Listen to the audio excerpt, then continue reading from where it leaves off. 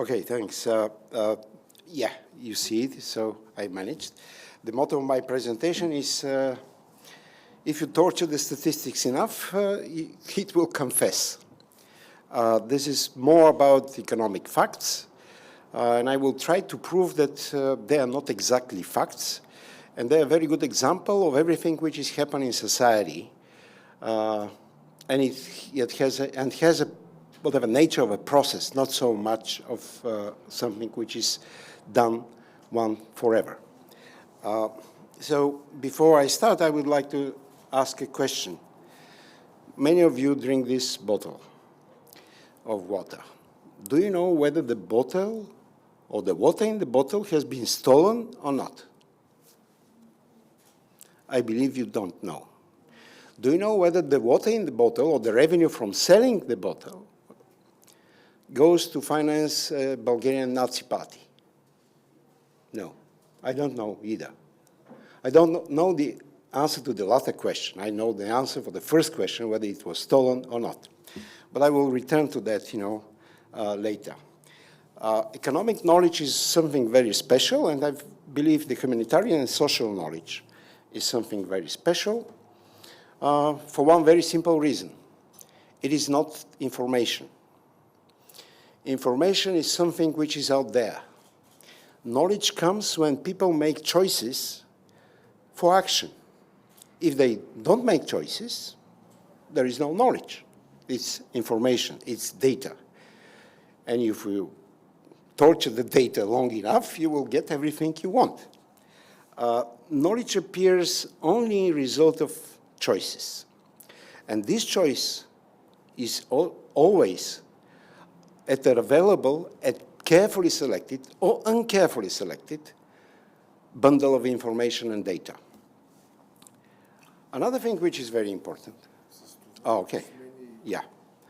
Another thing which is very important is collective subconsciousness. If we go back to Karl Mannheim, it was 1936.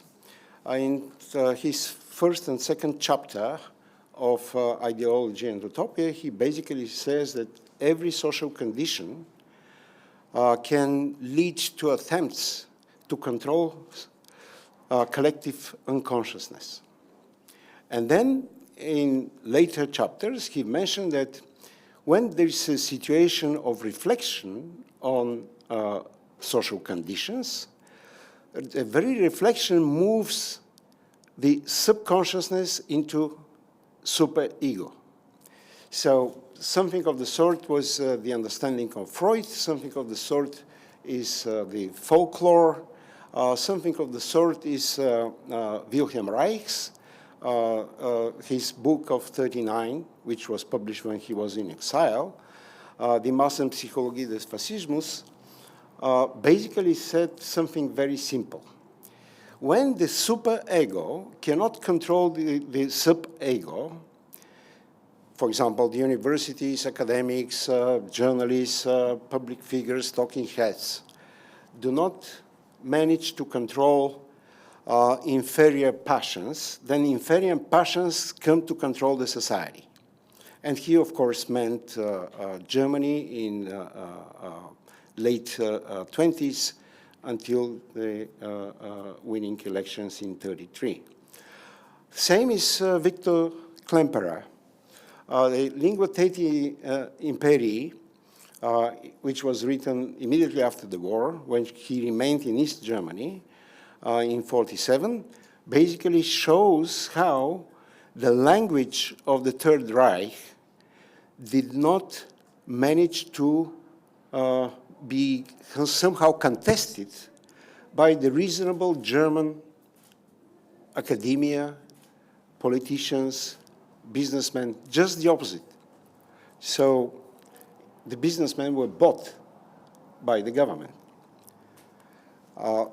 Economics one has very simple, function in social knowledge.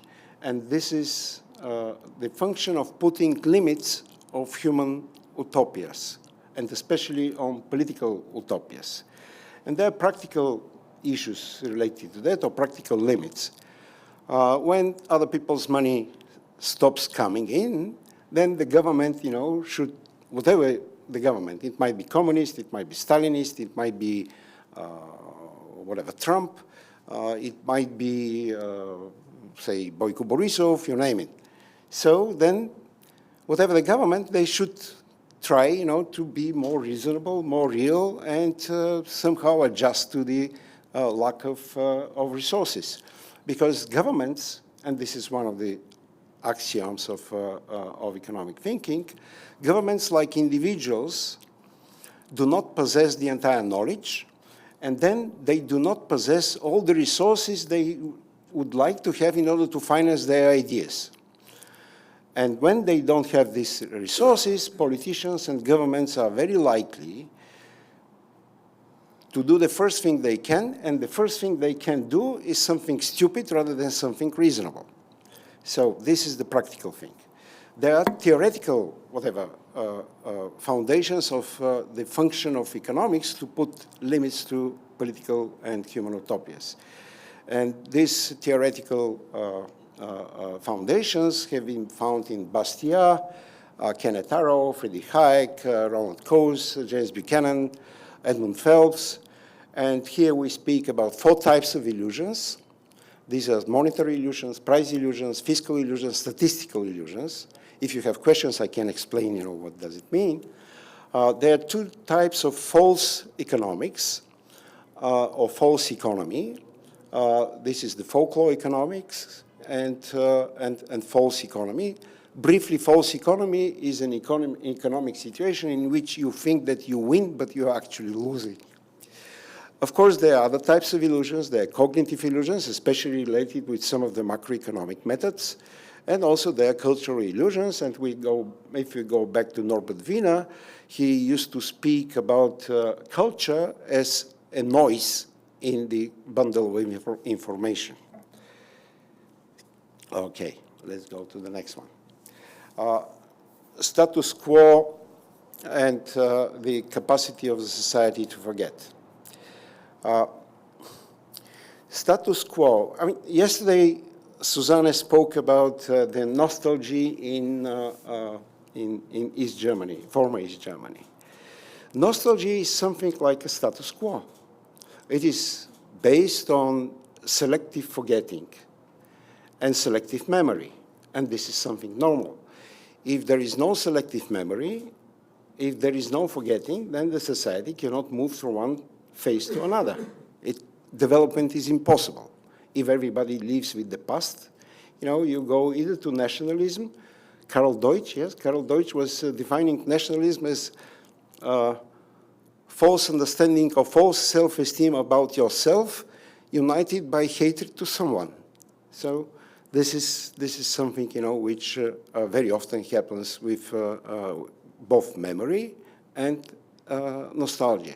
Memory is important to overcome such situations like the one yesterday explained by Susanne, if and only if memory helps defining the future.